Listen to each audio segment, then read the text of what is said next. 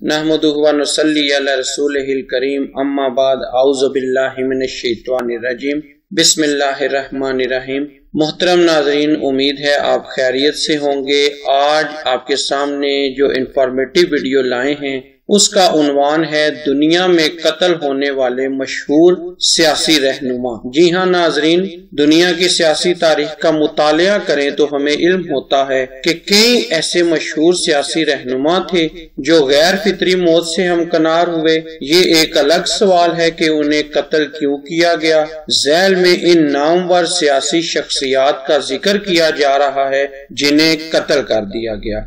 सबसे पहले नंबर पे इब्राहम लिंकन। इब्राहम लिंकन का शुमार अमेरिका के अहम तरीन सदूर में होता है। उन्होंने अमेरिका की सालमियत के लिए कुर्बानी दी। अमेरिका में खाना जंगी 1861 में शुरू हुई और उसकी वजह यह थी कि रियासतों में लड़ाई शुरू हो गई। कुछ रियासतें यूनियन के हक में थीं, यानी वो वफाकी यूनियन के साथ वफादारी निभा रही थीं। दूसरी तरफ वो रियासतें थीं जो कन्फेडरेशन चाहती थी और अलहदगी की ख्वाहिशमंद थी। वफाकी यूनियन के हामियों को नॉर्थ कहा जाता था, जबकि कन्फेडरेशन के हामियों को साउथ कहा जाता था। दूसरा अहम मसला गुलामी का था। इब्राहम लिंकन गुलामी के खिलाफ थे, जबकि कन्फेडरेशन के हामी गुलामी बरकरार रखना चाहते थे। खाना जंगी के वक्त 40 लाख के करीब स्याह फाम लोगों को गुलाम बनाया गया। इस खाना जंगी के दौरान करीबन 7 लाख अमरीकी सिपाही हलाक हो गए। ये खाना जंगी 4 साल तक जारी रही। 1865 में ये खाना जंगी उस वक्त खत्म हुई जब कन्फेडरेशन के हामियों के जनरल ली ने यूनियन जनरल ग्रांट के सामने हथियार फेंक दिए। उसके करीबन 5 रोज बाद जॉन विल्किस बोथ नामी एक शख्स ने इब्राहिम लिंकन को गोली मारकर हलाक कर दिया। John Wilkes both stage actor था और कन्फेडरेशन का जबरदस्त हामी था। इब्राहिम लिंकन पहले अमेरिकी सदर थे जिन्हें कत्ल किया गया। दूसरे नंबर पे नाज़रीन कराम महात्मा गांधी आते हैं। हिंदुस्तान की तहरीक आजादी के रहनुमा महात्मा गांधी को जनवरी 1948 को एक इंतहा पसंद हिंदू ने गोली मारकर हलाक कर दिया। इस इंतहा पसंद हिंदू का नाम नथुराम गोडसे था। वो ब्राह्मण था और हिंदू महासभा से ताल्लुक रखता था। इसके अलावा वो RSS का साबिक रुकन था। गोडसे का ख्याल ये था कि तकसीम हिंद के वक्त गांधी ने मुसलमानों के लिए नरम गोशा रखा था। गोडसे ने गांधी को 3 गोलियां मारी। जमीन पर गिरने के बाद गांधी को उनके कमरे में पहुंचाया गया, लेकिन वो जाँ बहक हो गए। गोडसे पर महात्मा गांधी के कत्ल का मुकदमा चलाया गया। इसके अलावा गोडसे के मददगार नारायण उप्ते और 6 दीगर अफराद भी शामिल थे।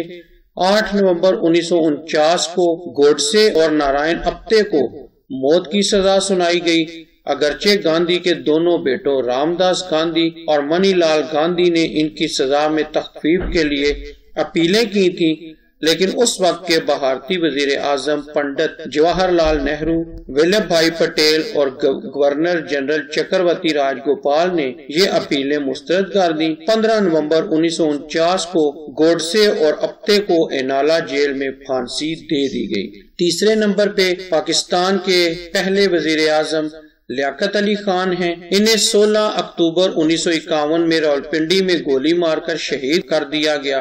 वो उस वक्त रावलपिंडी के कंपनी बाग में अवामी जलसे से खिताब कर रहे थे। लियाकत अली खान की शहादत के बाद इस बाग का नाम लियाकत बाग रख दिया गया। लियाकत अली खान को कायदे मिल्लत भी कहा जाता है। वो कायदे आजम के करीबी साथी थे। उनके कातिल का नाम सैयद अकबर था।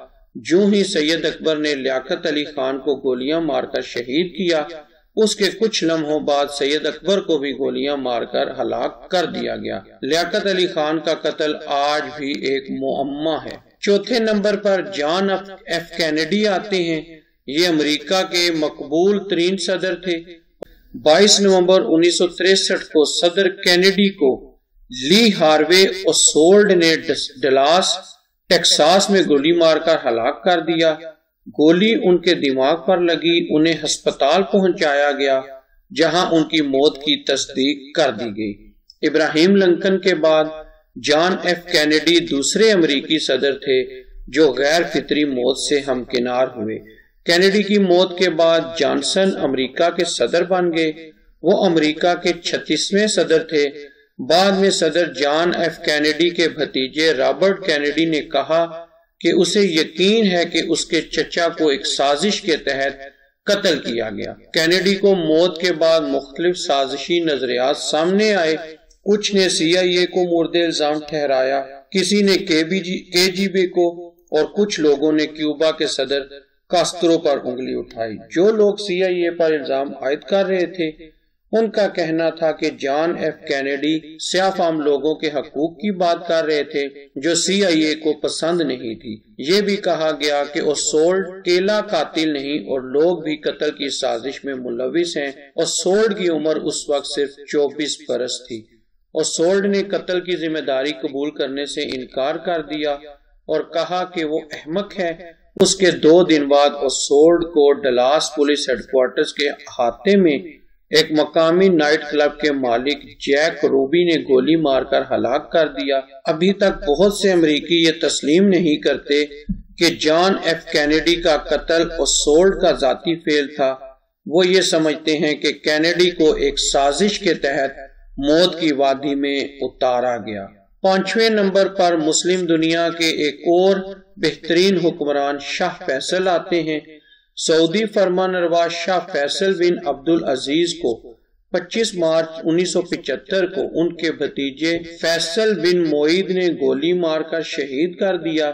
ان کا بھتیجا امریکہ سے واپس آیا تھا۔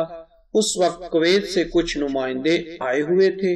شہزادہ فیصل نے پہلے ان سے بات چیت کی جو شاہ فیصل کا انتظار کر رہے تھے۔ شہزادہ فیصل ان سے گلے ملنے کے لیے آگے بڑھے۔ جب وہ قریب پہنچے تو انہوں نے پستول نکال لیا اور بالکل قریب سے شاہ فیصل کو گولی مار دی۔ ایک باڈی گارڈ نے شہزادہ فیصل پر تلوار کا وار کیا۔ وزیر تیل ذکی یمانی نے شور مچا دیا کہ شہزادے کو مت ہلاک کرو۔ شاہ فیصل کو فوری طور پر ہسپتال لے جایا گیا۔ وہ زندہ تھے کیونکہ ڈاکٹروں نے ان کے دل کا مساج کیا تھا، لیکن ان کی یہ کاوشیں بے سود ثابت ہوئیں اور شاہ فیصل خالق حقیقی سے جا ملے۔